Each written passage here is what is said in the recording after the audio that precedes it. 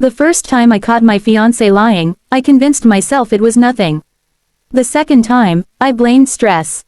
By the third time, I realized I wasn't planning a wedding, I was planning a lifetime with someone who believed I'd never have the courage to leave. His name was Ethan. For 4 years, everyone said we were the perfect couple. We met in graduate school, built careers together, bought a small house, and finally announced our engagement. Our wedding was only 3 weeks away. The invitations had been mailed. The flowers were paid for. My wedding dress hung in the closet, waiting for the happiest day of my life.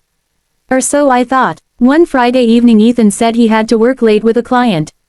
"Don't wait up," he smiled, kissing my forehead. I watched him drive away. About an hour later, my best friend Mia called. "Emma, I need you to stay calm." My stomach tightened. What happened? I think I just saw Ethan. At work. Silence. No, she sent me a photo. There he was, holding another woman's hand outside an expensive restaurant. Not a business meeting, not coworkers. They were laughing. Then another picture arrived. He kissed her. My entire world stopped. For several minutes I simply stared at the screen, hoping it was fake. It wasn't. Without thinking, I drove there. By the time I arrived, they were walking toward a nearby hotel. He wrapped his arm around her waist the same way he used to hold me. I didn't scream. I didn't cry. I simply turned around and drove home. That night Ethan returned after midnight. "I'm exhausted," he yawned. "Long meeting," he nodded without hesitation. The client wouldn't stop talking.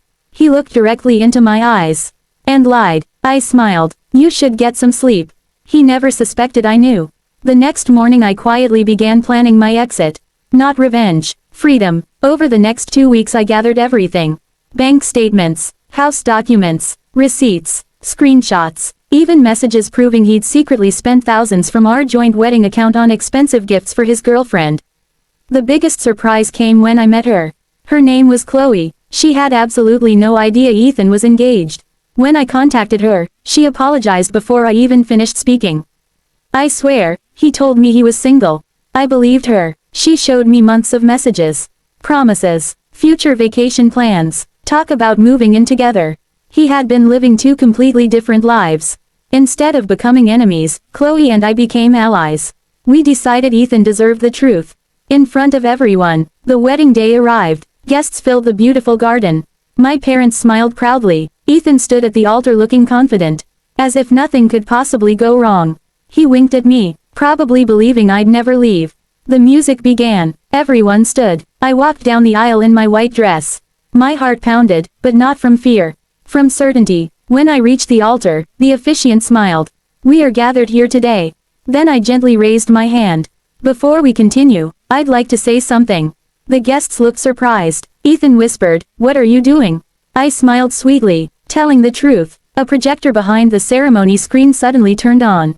The first photograph appeared. Ethan kissing Chloe. The entire garden became silent.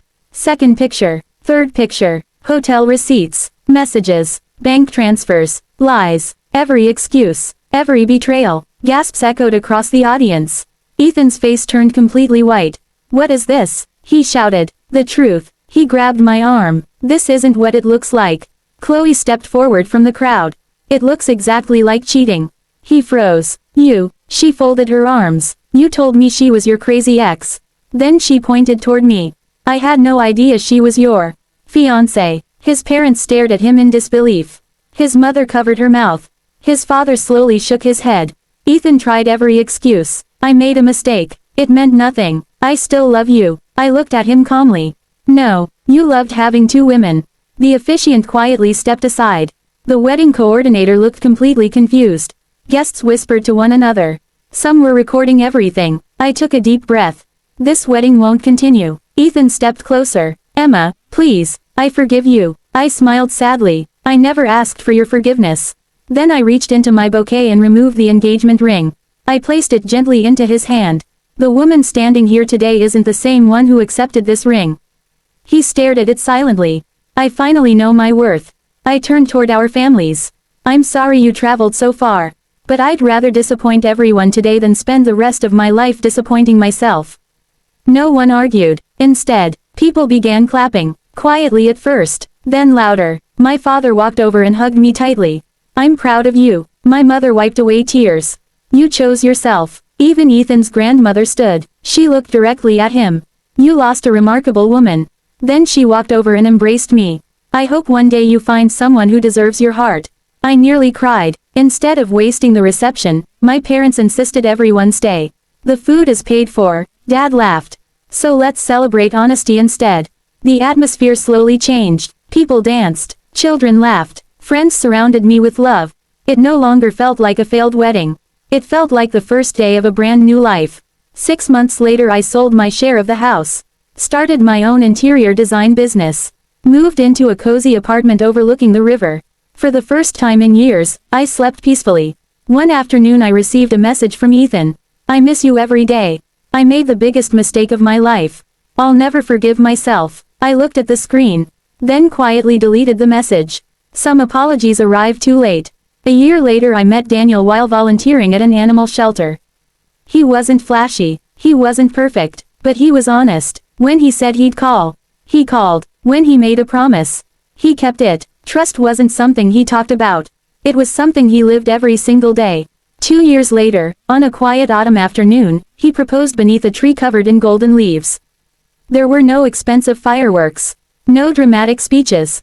Just one simple question: will you spend your life with me?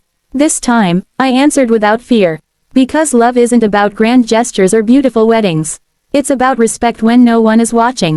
It's about loyalty when temptation appears. It's about choosing the same person every single day. Sometimes losing the wrong person isn't the end of your story. It's the moment your real life finally begins.